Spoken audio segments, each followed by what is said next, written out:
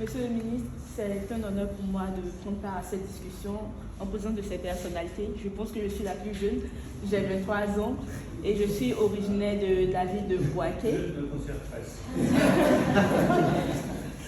Je suis originaire de la ville de Bouaké, une ville qui est à plusieurs centaines de kilomètres d'Abidjan. Et comme elle le disait tantôt, j'ai eu l'opportunité de bénéficier de la formation, la première cohorte de l'Orange Digital Academy. Et pendant 6 mois, j'ai pu bénéficier de formations pratiques dans le domaine de la programmation.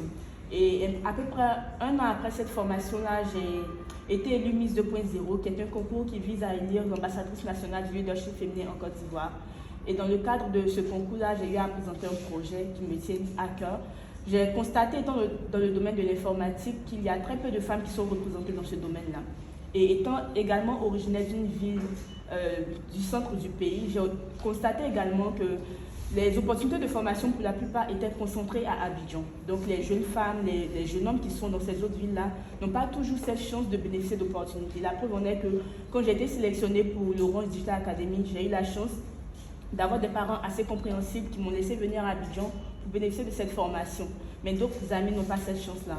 Et c'est dans ce cadre-là que j'ai eu à cœur de lancer le projet Digital au Féminin Tour, qui est un projet de formation au métier du numérique pour des jeunes femmes.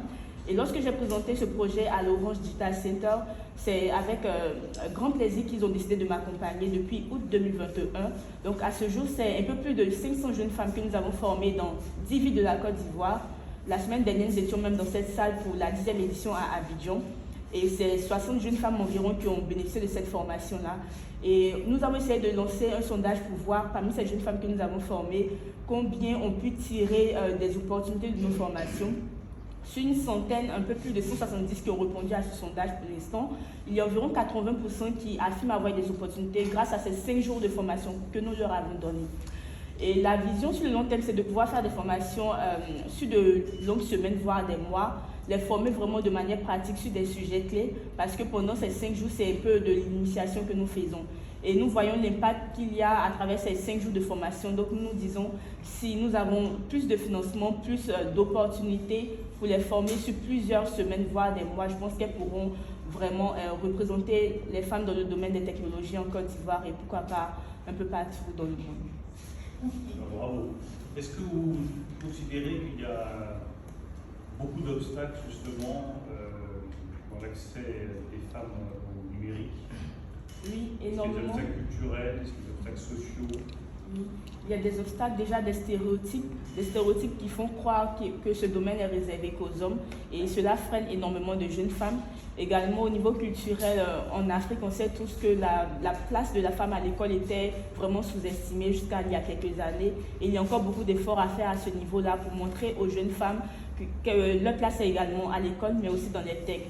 Et je pense qu'il y a moins de modèles féminins dans le domaine des technologies. Il existe des femmes qui excellent dans ce domaine, mais qui ne se font pas assez voir. Voilà, malheureusement. Donc, des grands combats de livres, il y a faire en sorte. Il y a 2 domaines dans lesquels il n'y a pas de femmes. Et donc, c'est des domaines qui doivent faire une vraie révolution culturelle, c'est la tech et c'est l'industrie. Si on veut rendre ces métiers attractifs, la féminisation est absolument décisive. oui. Oui, il n'y a pas que Côte d'Ivoire qui est concernée. En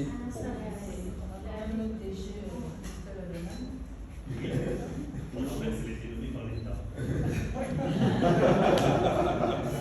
Par contre, j'aimerais. Je peux vous garantir, je veux dire,